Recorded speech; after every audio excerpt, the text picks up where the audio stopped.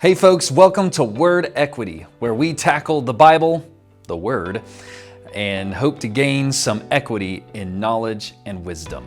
Today, I'm excited to tell the somewhat untold story of the history of the Bible, how it went from where it was in ancient times to how it ended up into our hands today. Maybe this is something that you're not aware of. Maybe your church didn't teach you the history of the Bible from start to finish. Well, if that's the case, then here we are today learning about the history of the Bible.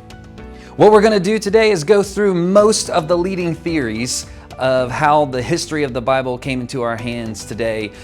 These are going to be approved by most historians. There will be some dispute depending on whether it comes from a Christian standpoint or a non-Christian standpoint. But either way, I'll be sure to make mention of where the disputes are. The purpose of this is to give a brief history of the Bible from start to finish, when Moses was handed the 10 Commandments on Mount Sinai, all the way till the Bible translations that we have today. And what I'm going to do is I'm going to go through some of the big moments in the history of the Bible. There are some places that branch off, but what I'm doing is I want to focus on the big influencers, kind of a point A to point B in a straight line as best as we can, so that we don't get too lost in the weeds of all the different translations of the Bible, all the different storylines and story arcs. This is going to be some of the most influential moments from how we ended up in ancient times, in ancient Israel, to how we ended up in today's world with the most kind of popular translations of the Bible. That being said, let's get crazy.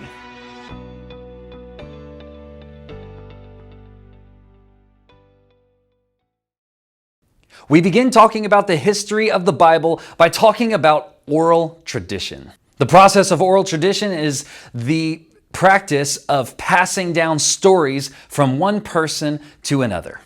In ancient Israel's prehistory, typically these stories are passed down from father to son. When all of Israel was in one location, basically the leaders of the tribe would ensure that each person would pass down the information accurately. They had this stuff memorized, and the priests and all the folks of Israel would make sure of that. So the way I like to imagine it is, if I had a time machine and could go back into ancient Israel at this point when they were practicing oral tradition, I would walk down the road at night, and a son would maybe be in his bed, and then a father would be telling him, a bedtime story. And the father would say to the son, Bereshith bara Elohim, which means, in the beginning, God created. Then I would keep on walking down that road, and the next house over, I would listen into the next house's window, and I would hear another father telling another son, Eth Hashemayim, Eth Haaretz, which means the heavens and the earth. They would essentially be able to finish each other's sentences. They had this stuff so memorized, and the religious leaders and the priests of the day would instill this into all of the people's hearts and minds, that they could be able to finish each other's sentences as I would walk past each house, because they all had these same exact stories about their God, their one God, which was Yahweh. Of course, there would be the occasional difference, which would happen naturally as people tell these stories, but we will talk about that in just a little bit. So just like any country, there are many cities, there are towns and villages all spread out throughout this country, but they all derived from the same person whose name was Abraham. Fun fact, Abraham's name literally means father of many, or father of the multitudes. Abba being father, and Hamon meaning many or multitudes. So Abba Hamon, or Abraham, how we translate it today. So everyone at the time pretty much spoke some form of Hebrew, though they probably didn't have any form of written script or alphabet, at least that we know of. It's possible that they had some form of a Paleolithic alphabet, but there definitely at this time was not a written start to the Bible yet. However, within our Bible itself, it gives a testament to when we can note the very first moment, at least that we know of, where there was a first written script. So somewhere around the year 1446 BC, Moses was wandering in the southern tip of the Sinai Peninsula in the desert, and he goes up to the top of Mount Sinai, and when he comes down from Mount Sinai, he introduces the Israelite nation to the first written portion of any kind of commandment or any kind of covenant with God, which was the 10 Commandments, the Decalogue, the first covenant of Moses. So, according to the scriptures, these 10 commandments were etched in 2 large stone tablets. So whether you believe that God literally sent Moses these 10 commandments from heaven on Mount Sinai, or whether you believe that Moses maybe got together with some of his Israelite leaders and wrote these 10 commandments on the tablets themselves, it doesn't matter. For this conversation, all we know is that potentially we have the first written word of the Bible. So it also says in Exodus that Moses kind of had this ongoing conversation with God and had written on a scroll the law. So Exodus then tells us that both of these documents, the scroll and the 10 Commandments, were stored away in what's called the Ark of the Covenant, which had not been discovered until Indiana Jones did what he could to procure it from the Nazis. Just kidding. It has never been found. In all of our digs, in all of the archaeological sites, in all of our searching, the Ark of the Covenant still has yet to be found.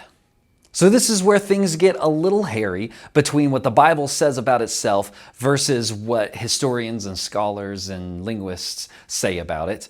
But either way, I think it's safe to assume that the law of Moses at this point in time was not complete, and that either the Hebrews or God himself would come in and add on to it later on.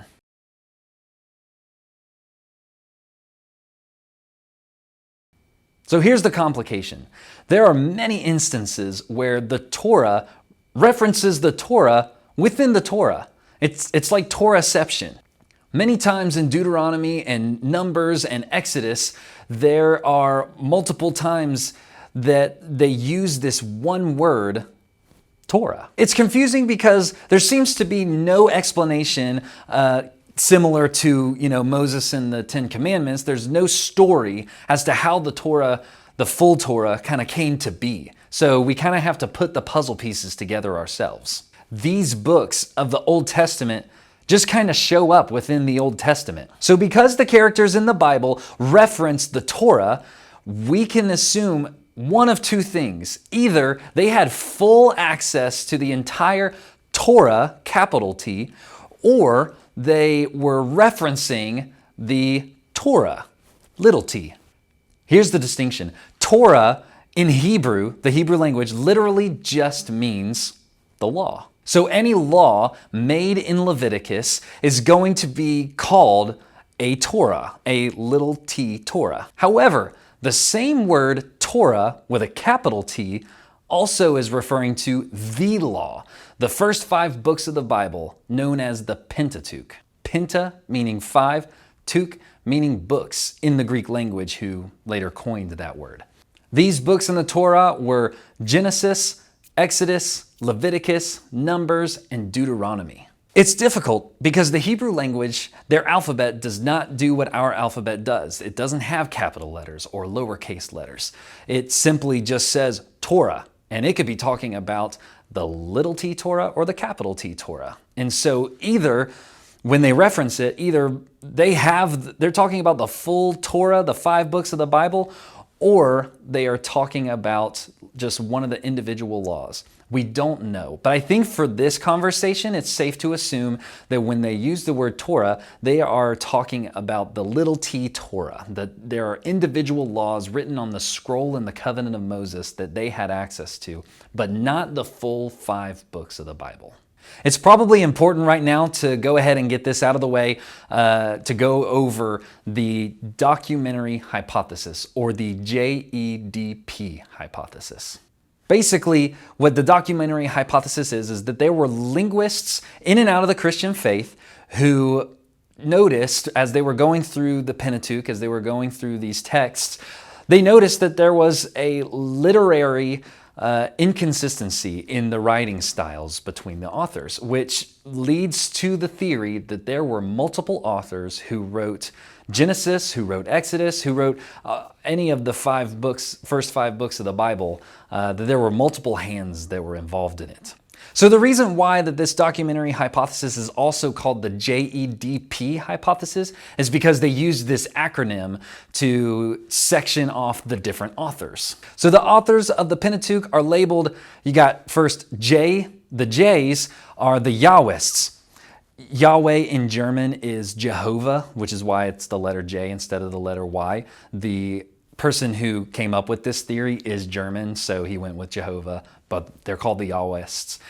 Anyways, the J's, they see that the authors of Genesis and Exodus and so on and so forth use the term Yahweh as the name of the Lord. They actually write out the name of the Lord. So those are the J's. So second, you have the E's.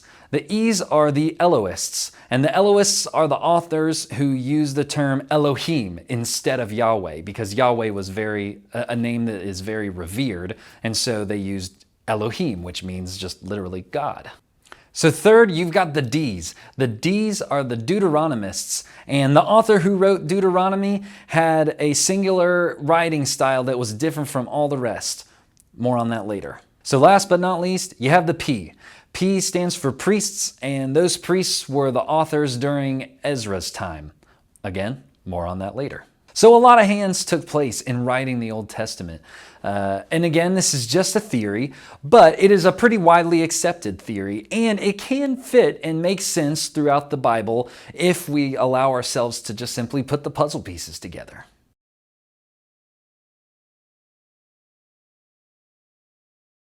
So the next part of the timeline is Josiah. So around the year 640 BC, Josiah, at 8 years old, became the king of Israel. This is many generations after King David. So around 622 BC, Josiah, he's a little bit older at this point, he sets up a secretary to go to the temple to retrieve some money to send to the workers who had been repairing the temple. And when that secretary went up to the temple, he discovered a book of the law. Hilkiah the high priest said to Shaphan the secretary, "I have found the book of the law in the temple of the Lord." He gave it to Shaphan, who read it. Then Shaphan the secretary went to the king and reported to him, "Your officials have paid out the money that was in the temple of the Lord and have entrusted it to the workers and supervisors at the temple." Then Shaphan the secretary informed the king, "Hilkiah the priest has given me a book." And Shaphan read from it in the presence of the king. So everyone is bugging over this text because this definitely seems to be like some sort of new text written since the law of Moses in like 824-ish years. They're also pretty worried because this book of the law has a lot of laws that they have not been following. And King Josiah even tears his clothes in response. So King Josiah, he gathers all of his people and he reads and recites this new book of the law. And as he does so, in 2 Kings, the only verses that are pointed out in that book is Deuteronomy.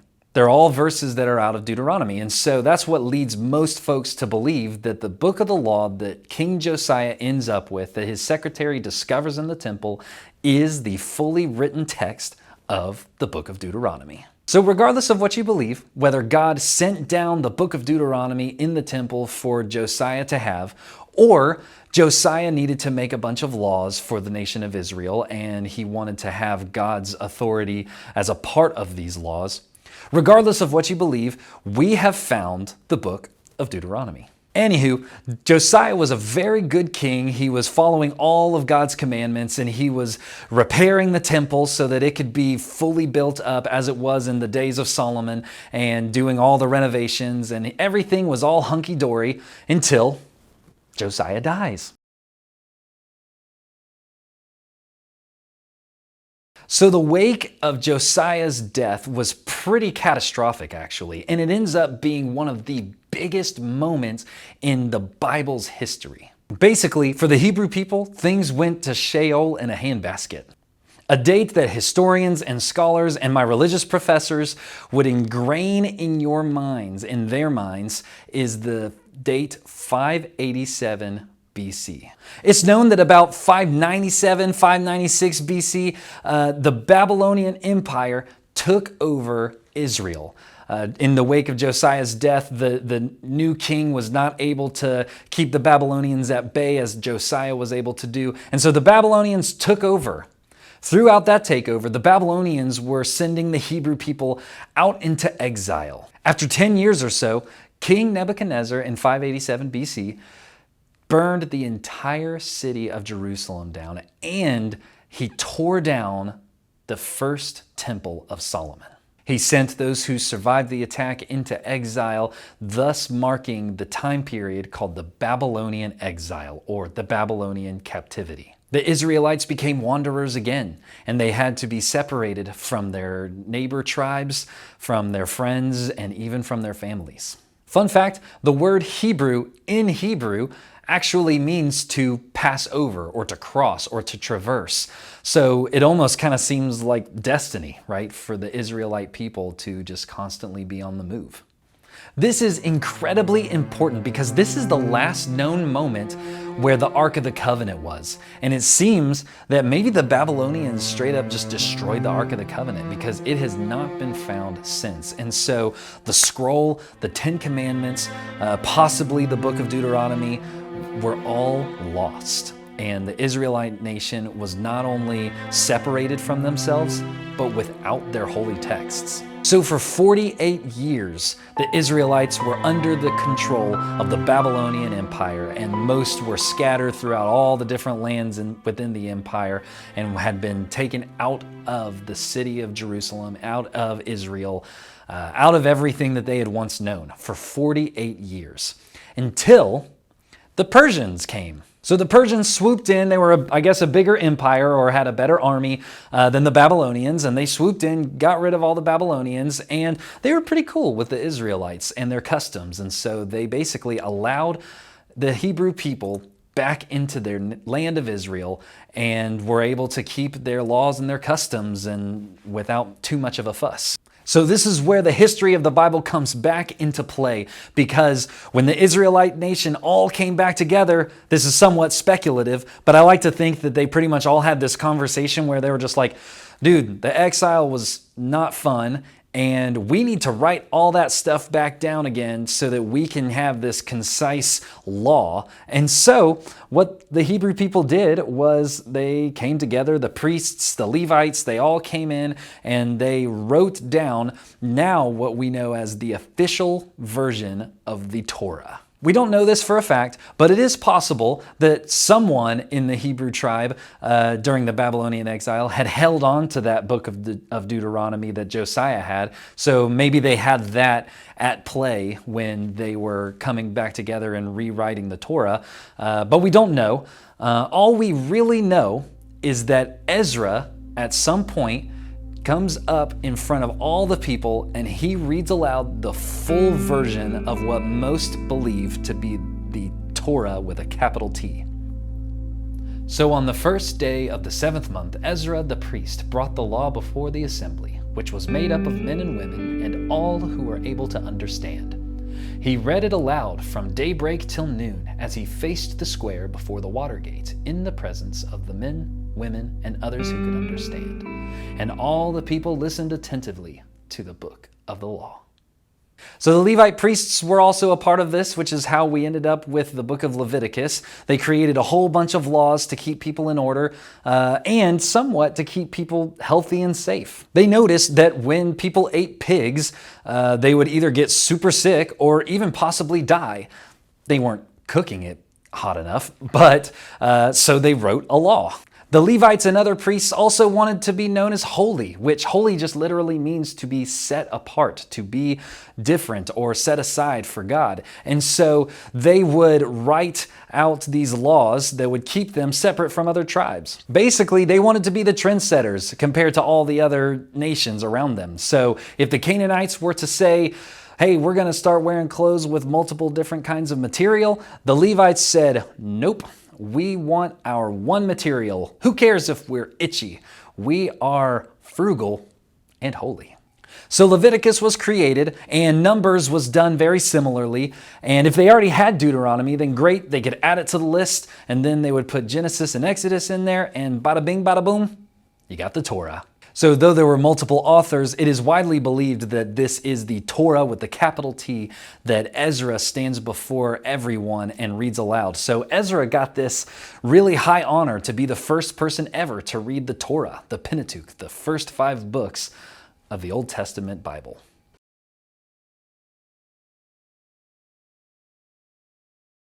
It's unsure exactly when the rest of the Old Testament was written after the Torah. So the Ketubim, which in Hebrew means writings, are a comprised history of the Kings and Chronicles. They included the Psalms in there as a way of keeping the history pre-exilic and after the exile. And so it kind of makes the most sense that the Ketubim would have probably been written next after the Torah. So the last piece of the Old Testament puzzle is the Nevi'im, which in Hebrew just means the prophets. So the prophets are the compositional gatherings of the different times when God spoke through someone, like Jeremiah, Isaiah, Joel, etc. All the different prophets of the Old Testament. Essentially, at this point in time, writing and copying simply just became popular. Scribes were held with such high honor at this point. If something crazy happened, or if God spoke to somebody, they wrote it down. The songs that King David wrote about God, or other different psalmists on their pilgrimages to Jerusalem and other things like that, they wrote it down. If there was a teacher who was really wise in the ways of God, they wrote it down. Old proverbs from long ago, write that stuff down. So the Torah, the Nevi'im, and the Ketuvim, TNK, which also stands for the Tanakh, the Old Testament. Scribes would write down copies of the Old Testament as much as they could. Every single time they passed the name of the Lord Yahweh, they would stop, they would wash their hands, they would pray, they would write down Yahweh, then they would stop again, wash their hands, pray, and then they would continue on writing. By around the year 400 BC, the Hebrew people had the full entirety of the Old Testament written down as the way Jesus would have read it during his time. Now, a lot of folks have probably heard about, from 400 BC to 0 AD, there was what was called the 400 years of silence because no one had written anything down that was new. This is somewhat true. But there was one moment in the 300s BC where there was a new and different translation of the Hebrew Bible. So in the 3rd century BC, Alexander the Great had a pretty large empire at this point. And inside that empire, he had a great number of Hebrew people. And these Hebrew people, they really only spoke Greek at that time. They didn't really speak that much Hebrew, and they wanted their Old Testament, their Hebrew Bible, to be translated in Greek. So as the legend goes, Alexander the Great got 6 different scholars from each of the 12 tribes of Israel, so math. That's 72 people that he gathered together to translate the Hebrew Bible into Greek. So the Greek translation of the Hebrew Old Testament is called the Septuagint, which in Latin means 70. This will be important later on. So far that is the entire history of the Old Testament. Now you can go to part 2 if you want to watch how the New Testament was fully formed.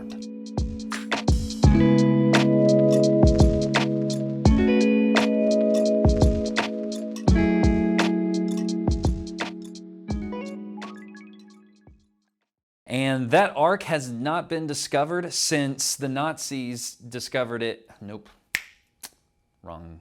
Not the Nazis didn't discover it. Indiana Jones discovered it, and the Nazis stole it, and Indiana Jones just was kind of there. Hands today. That's good. I'm just going to keep it here. Sit in ancient Israel, and I would walk down a road. I'd walk down a road. All right, start over. Of course, A course. A course. And the religious texts were being separated, but the Ark of the Covenant itself was completely lost. This is another